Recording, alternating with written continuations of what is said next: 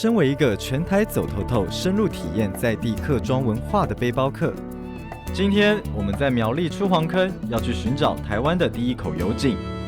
这个当初也是清朝向美国买一套盾钻的机械，就是这一套。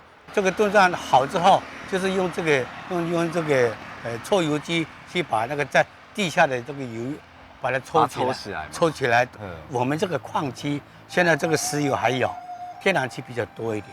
原来我们曾经还是个产油国哎，其实我现在觉得还蛮骄傲的，因为呢，这是我们客家人先发掘的第一口古油井哦。谢大哥，我现在看到这个地轨缆车道，我感受到它的那个历史悠久、岁月的痕迹耶。它就是在民国16年建造。那它这个用途是要？以前这个地方叫北寮，缆车顶端上去叫做南寮。那以前就是说，这下面的东西要运上去。以前我们这边设有电话，跟那个电话这个相通。我们这个摇一下，这个电话他们就接，就麻烦他们给我拉上去，或者是给我放下来。该不会也会像那个公车一样有班次啊？这样子就是1个小时1班这样吗？对了，以前是有一个班次的，大概是一个早上有6班到几班。以前这个地方就是小香港。小香港？小香港。为什么？太热闹了。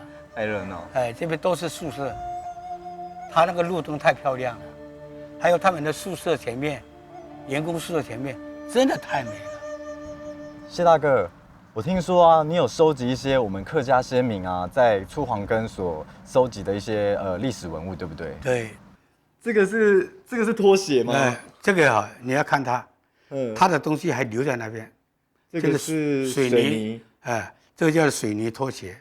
水泥拖鞋，对，是怎么功用啊？它这个以前就是在铺地板的时候，要穿这个。为什么要穿这个呢？因为这个只有四个角，这个角就这个把它拉起来的时候，那个洞很小，2、3下把它那个磨刀把它一磨就 OK 了。你假如穿雨鞋的话就不行。